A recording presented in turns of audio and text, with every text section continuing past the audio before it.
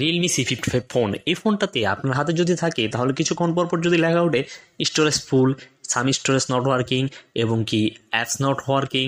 মূলত এটা কি কারণ হয়? এটা মূলত আপনার ফোনের স্টোরেজ যদি ফুল হয়ে যায় সেক্ষেত্রে কিন্তু এই সমস্যার সম্মুখীন হতে পারেন। এই জন্য আপনাকে কিছু পদ্ধতি অবলম্বন করতে হবে, যেটা করলে আপনার ফোনের ফোন স্টোরেজ এবং সাম অ্যাপস নট ওয়ার্কিং এবং স্টোরেজ স্পেস নট ওয়ার্কিং এই সমস্যা থেকে সমাধান পেতে পারেন। এই জন্য প্রথমে আপনার থাকবে হাতে থাকার ফোনের সেটিংস নামে যে অপশনটা রয়েছে সেই সেটিংস নামে অপশনটাকে খুঁজে বের করতে হবে।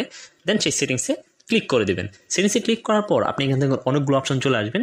এখান থেকে অনেকগুলো অপশন চলে আসার পর এখান থেকে অ্যাপস নামে একটা অপশন দেখতে পারবেন।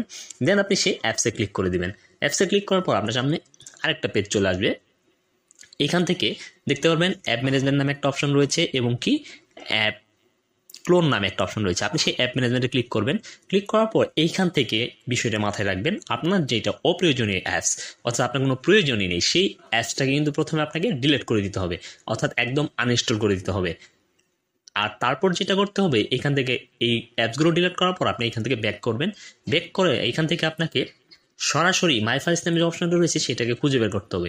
খুঁজে পাওয়ার পর আপনি সেই মাই ফাইলসে চলে যাবেন। চলে যাওয়ার পর এখান থেকে যদি আপনার ফোনের ফোন স্টোরেজটা খালি করতে হয় তাহলে আপনার ফোন স্টোরেজের যে ডকুমেন্টগুলো রয়েছে অপ্রয়োজনীয় সেই ডকুমেন্টসগুলোকে আপনাকে ডিলিট করে দিতে হবে।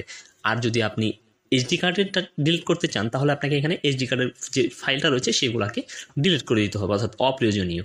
তারপরে এখান থেকে আপনাকে যেটা না করলে হবে না, যেটা না করলে আপনার ফোন কখনোই স্টোরেজ স্পেস রানিং আউট সমস্যার সমাধান হবে না। এই জন্য আপনাকে এখান থেকে ফাইলস নামের যে অপশন রয়েছে ফাইলসে চলে যাবেন। যাওয়ার পর এখানে 3 ডট নামে একটা অপশন রয়েছে, সেই 3 ডটে ক্লিক করবেন। 3 ডট ক্লিক করার পর এখানে ট্রাশ নামে একটা অপশন রয়েছে, সেই ট্রাশে ক্লিক করবেন। ট্রাশে ক্লিক করার পর এখান থেকে সিলেক্ট অলে ক্লিক করবেন। সিলেক্ট অলে ক্লিক করে আপনি জাস্ট ডিলিট নামের যে অপশনটা দেখতে পারবেন সেই ডিলিটে ক্লিক করে দেবেন। এটা ক্লিক করার পর আমার ফোনটা রিস্টার্ট দিয়ে নেবেন। রিস্টার্ট দেওয়ার সাথে সাথে কিন্তু আপনার ফোনের যে ফোন স্টোরেজের সমস্যা, ফোন স্টোরেজ কাজ করে না এবং সাম অ্যাপস নট ওয়ার্কিং এরকম যে লেখা ওঠে সেই লেখাটার সমস্যার কিন্তু সমাধান সম্পূর্ণভাবেই হয়ে যাবে। সো ভিডিওটি দেখে যদি আপনার একটু ভালো লেগে থাকে তাহলে অবশ্যই চ্যানেল সাবস্ক্রাইব করে রাখবেন এবং পাশে থাকা বেল আইকনটি অন করে দিবেন এবং ভিডিওতে একটা লাইক দিয়ে দিবেন।